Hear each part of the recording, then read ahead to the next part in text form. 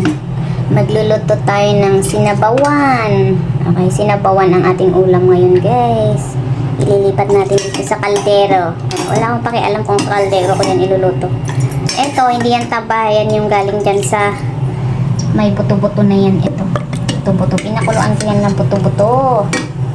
Lilipat ko siya dyan. Dahil, nakauna yan ah. Painitin natin. At, ilalagay natin yan. Wumbok. Chinese cabbage. Ganyan lang kasimple ang ulam natin, guys.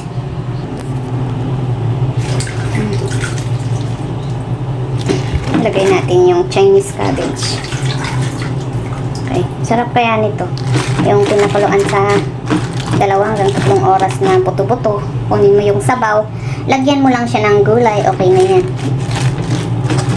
Okay? Simple lang ang buhay. Hindi mo kailangang magka-arte-arte para mabusog. Wait natin yan hanggang kumulo and then okay na. Let's eat na. Ayan. Okay na ang ating gulay. So, hanguin na natin.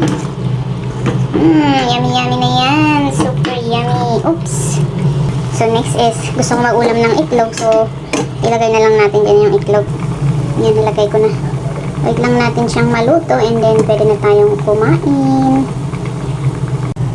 Okay, dahil feeling kong kumain ngayon ng noodles, ayan. Naglagay ako ng noodles dyan. Hindi ko na nilagay yung betsin. Okay na yan, malasa naman yung sabaw. Kasi yung sabaw ko, galing nga dyan sa buto-buto ng baka na yan na pinakuluan ko ng 3 oras. Kaya malasa ang sabaw. Hindi na natin kailangan niyang betsin. Okay, ayan na yung noodles natin. Mag-garnish lang tayo ng white onion and carrots. Okay na yan. Super yum yum. Let's eat.